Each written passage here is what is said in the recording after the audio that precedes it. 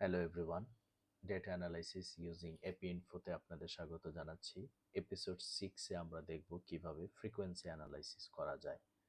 মূলত ক্যাটেগরিক্যাল ভ্যারিয়েবলের তার ফ্রিকোয়েন্সি ডিস্ট্রিবিউশন এবং পার্সেন্টেজ দেখার জন্য এই ফ্রিকোয়েন্সি অ্যানালাইসিস করা হয়। তাহলে আমরা এপি ইনফোতে চলে যাই। এটি হচ্ছে তার ক্লাসিক ভিউ। বাঁদিকে আমরা স্ট্যাটিস্টিক্স বা ফোল্ডারের নিচে দেখতে পাচ্ছি ফ্রিকোয়েন্সিস। এখানে যদি আমরা ক্লিক করি, ফ্রিকোয়েন্সি অফ, এখান থেকে ড্রপ ডাউন থেকে আমরা ক্যাটাগরিক্যাল ভ্যারিয়েবল সিলেক্ট করে দেব। এখানে যেমন সেক্স একটি ক্যাটাগরিক্যাল ভ্যারিয়েবল, আমি একে সিলেক্ট করে দিলাম, এখানে চলে আসলো।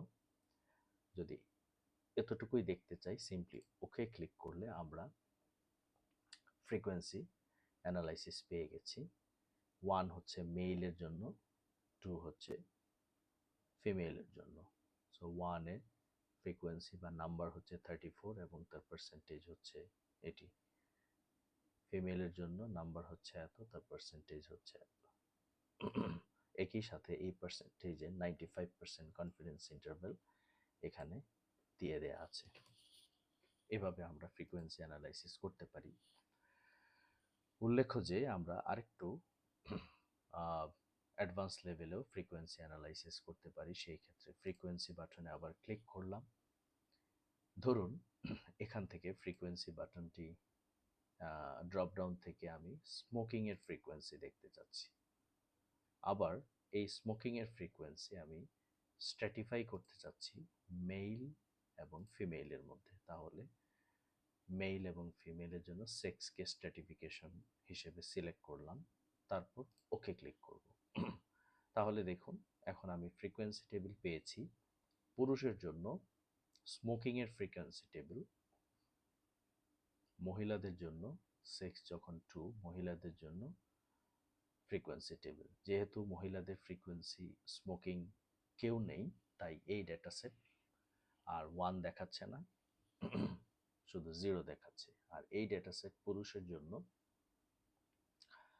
স্মোকিংয়ের ফ্রিকোয়েন্সি দেখাচ্ছে 30, মানে প্রায় 88%। সো এইভাবে আমরা কোনো একটি ভ্যারিয়েবলের ফ্রিকোয়েন্সি টেবিল অন্য ভ্যারিয়েবল দ্বারা স্ট্র্যাটিফাই করেও দেখতে পারি। আরেকটি কাজ করতে পারি আমরা, যেমন ফ্রিকোয়েন্সিতে গিয়ে আমি একসাথে অনেকগুলো ভ্যারিয়েবল, ক্যাটাগরিক্যাল ভ্যারিয়েবল সিলেক্ট করে দিতে পারি।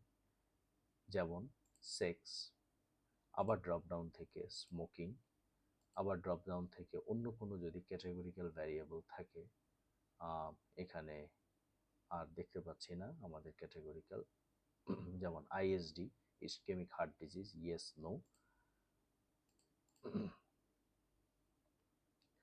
রেসিডেন্স, আরবান রুরাল, তারপরে হচ্ছে আমাদের এখানে ড্রাগ এ, ড্রাগ বি ছিল। সো এগুলো ক্যাটাগরিক্যাল ভ্যারিয়েবল সিলেক্ট করে যদি আমরা ওকে ক্লিক করি, তাহলে একসাথে অনেকগুলো ভ্যারিয়েবলের ফ্রিকোয়েন্সি টেবিল আমরা একসাথে পেয়ে যাব। সো এইভাবেই আমরা মূলত এপি ইনফোতে ফ্রিকোয়েন্সি টেবিলগুলো বানিয়ে থাকি। Thank you so much. Next episode দেখার আমন্ত্রণ রইল।